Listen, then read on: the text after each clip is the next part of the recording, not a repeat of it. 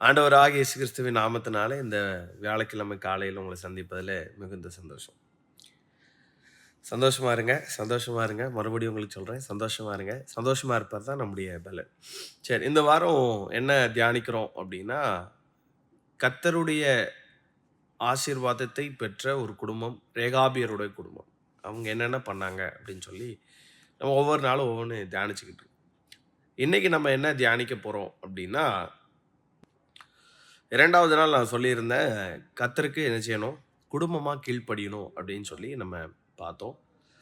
அதே அடிப்படையில இன்னைக்கு என்ன பார்க்க போறோம் அப்படின்னா, நம்முடைய குடும்பம் ஆசீர்வதிக்கப்படணும்னா, நம்ம குடும்பமா செய்ய வேண்டிய காரியம் என்ன அப்படின்னா, கீழ்ப்படிதல் மாத்திரம் போதாது.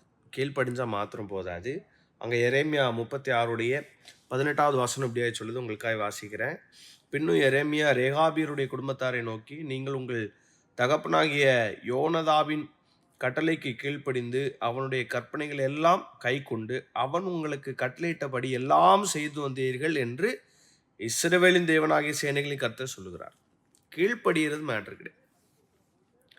இப்போ நம்ம இன்னைக்கு கீழ்ப்படிவோம், ஆனால் அதை கை கொண்டு நடப்போமா அப்படின்னா தெரியாது. இன்னைக்கு ஆண்டவர் பேச உடனே நான் கீழ்ப்படுகிறேன் ஆண்டவரே அப்படின்னு சொல்லிடுவோம்.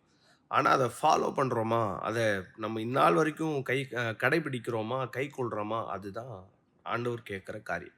நம்முடைய குடும்பம் ஆசீர்வதிக்கப்படணும் அப்படின்னா கீழ்ப்படியணும், ஆண்டவர் சொன்ன காரியங்களை ஃபாலோ பண்ணணும், கடைப்பிடிக்கணும். இங்கே 2 காரியம் சொல்லப்பட்டிருக்கு. One is obey, another is follow.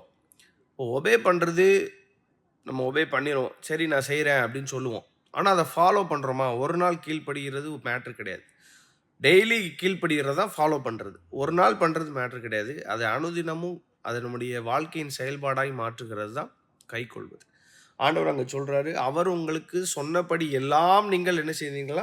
கடைபிடித்து வந்தீர்கள், செய்து வந்தீர்கள் அப்படின்னு சொல்கிறாரு. அப்போது என்ன அர்த்தம் அப்படின்னா, இந்த வேதம் எனக்கு என்னெல்லாம் சொல்லியிருக்கோ அதன்படி செய்கிறது தான் குடும்பத்துக்கு ஆசீர்வாதம். இந்த பைபிள் விட்டு நம்ம வெளியே விலக விலக விலக நம்ம ஆசீர்வாதத்தை இழந்து போகிற சந்ததியாய் மாறிடும்.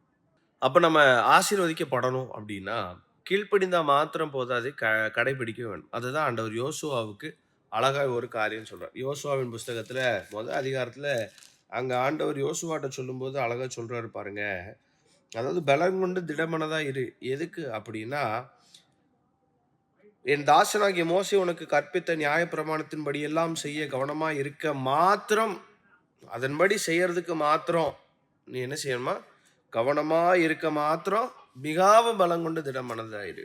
அப்போ இதன்படி செய்யறதுக்கு எந்த குடும்பம் பலன் கொண்டு திடமனதா இருக்கோ, கர்த்தருடைய வார்த்தையின்படி நடக்கிறதற்கு, கர்த்தருடைய வார்த்தையை ஃபாலோ பண்றதுக்கு எந்த குடும்பம் பலன் கொண்டு திடமனதா இருக்கோ அந்த குடும்பத்தை தான் ஆண்டவர் ஆசீர்வதிப்பார்.